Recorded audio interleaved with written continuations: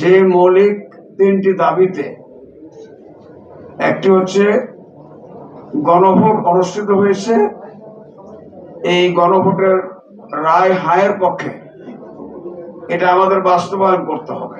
জনগণের দুর্ভোগ আপনাদের সামনে পরিষ্কার আছে। এ সমস্ত দুর্ভোগ কিভাবে লাঘব করা যায়, এটাকে কমিয়ে আনা যায়, নিশ্চিতভাবে এগুলোকে আমরা দূর করতে পারি, সেই বিষয়েও আমাদের সমাবেশে, জাতীয় সমাবেশে বক্তব্য হবে।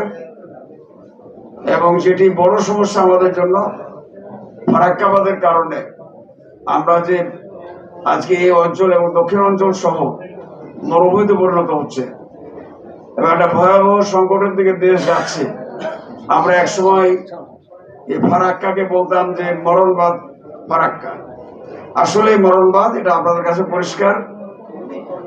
এই একসময় 16ই মে 76 সালে আপনারা জানেন যে মাওলানা ভাসানীর নেতৃত্বে এই ফারাক্কাবাদ মুখে শিবগঞ্জের কানসাট পর্যন্ত, কানসাট কলেজ এবং স্কুল মাঠ পর্যন্ত, সেখানে সে ওই মুখে লং মার্চ হয়েছিল, রোড মার্চ হয়েছিল।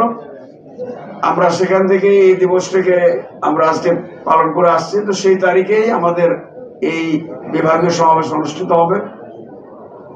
আমরা এই অনুষ্ঠানের মাধ্যমে আমাদের এই দাবিগুলো যাতে সরকার বাস্তবায়ন করে এবং আন্তর্জাতিকভাবে যে সমস্ত দাবি আমরা আন্তর্জাতিক অঙ্গনে এগুলো পৌঁছাতে পারি, এবং আমাদের যে পানির ন্যায্য হিস্সা, পদ্মা নদীর, গঙ্গা নদীর যে পানির ন্যায্য হিস্সা, সেটা যেন আমরা পেতে পারি, সেই বিষয়েই আমাদের এই বিভাগীয় সমাবেশ অনুষ্ঠিত হবে। সেখানে বক্তব্য আমরা আশা করবো আপনারা এখানে সর্বাত্মক সহযোগিতা করবেন।